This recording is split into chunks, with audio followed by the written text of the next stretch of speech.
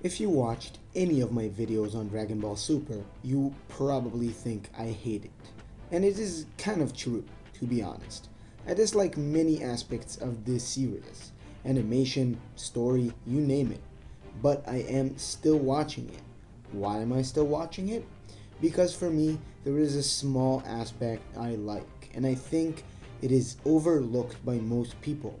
Let's review the plot until now and sort the good parts and the bad parts. So we start with the Battle of God's Ark, a rehash of a movie which had a chance to expand on it but eventually fell flat. The next arc is another movie rehash, Resurrection F.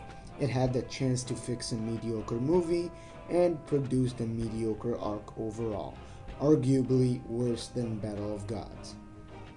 After it, the Universal Tournament arc, which honestly brought the most to the table with original ideas and new fun characters. But again, nothing made this arc outstanding. The best arc in Super probably could be summarized with the word meh. Then the Black Goku arc. While it had its few good things, just watch the video I made about the things that made it suck. It was bad. So that's the whole series. So what was good about it? What parts did I enjoy? I'll tell you exactly that after a commercial break.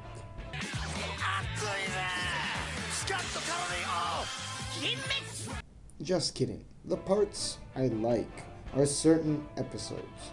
These are episodes 1, 2, 15, 16, 17, 42, 43, 44, 68, 69, 70, and 73. 12 episodes out of 73 until the making of this video.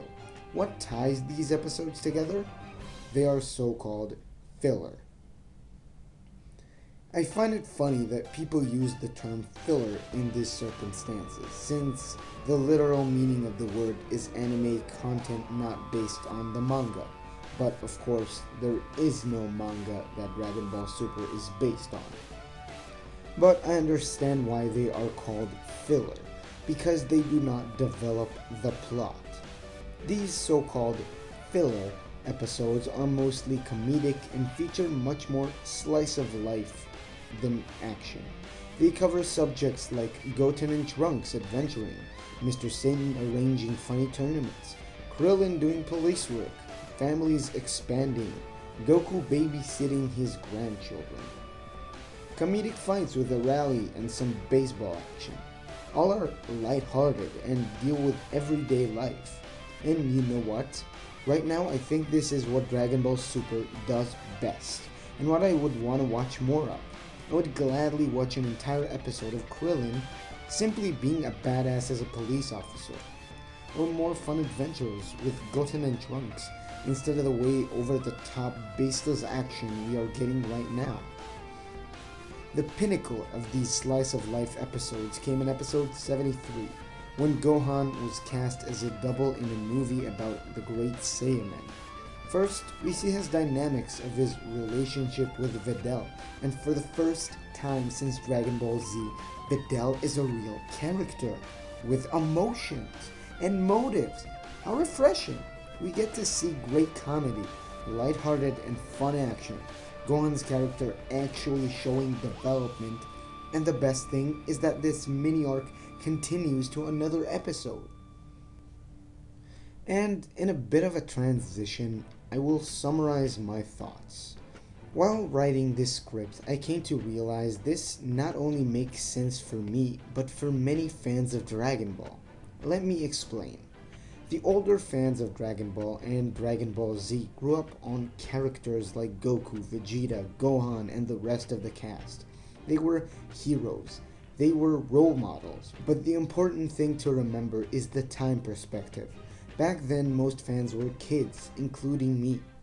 These kids grew up, and so did I. These kids are now 20 to 30-year-olds, and are more mature. And with growing up, perspective and views change.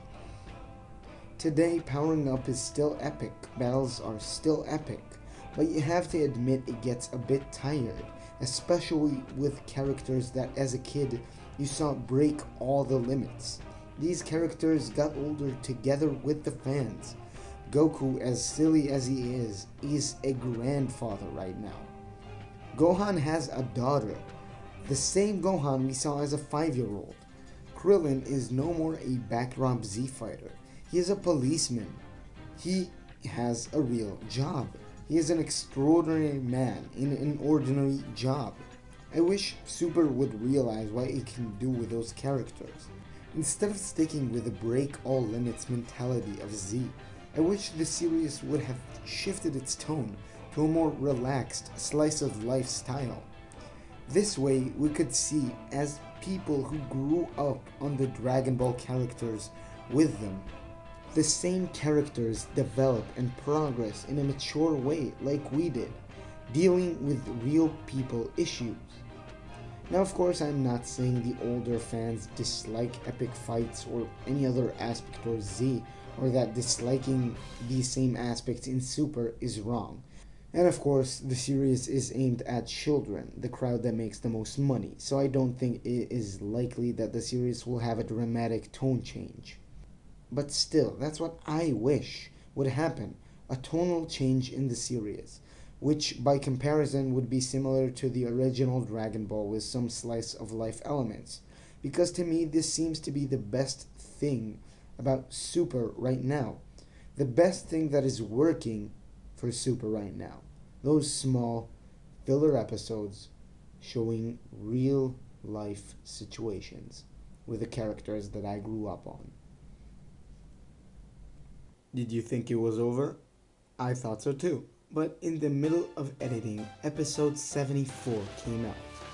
And it is, without a shred of a doubt, the best episode in the entire series.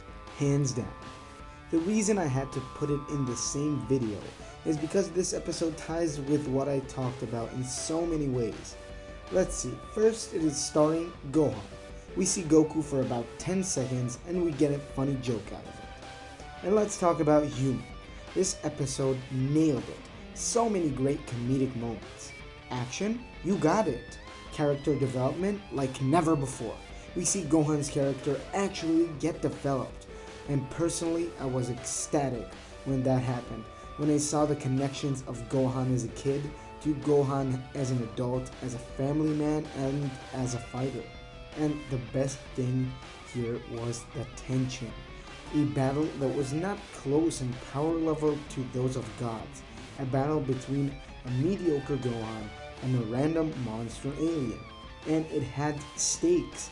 Pan was abducted. Gohan had to turn Super Saiyan. I think this was the first time in Dragon Ball Super that was actually tense. And it was fantastic. Now I know the episode was not perfect.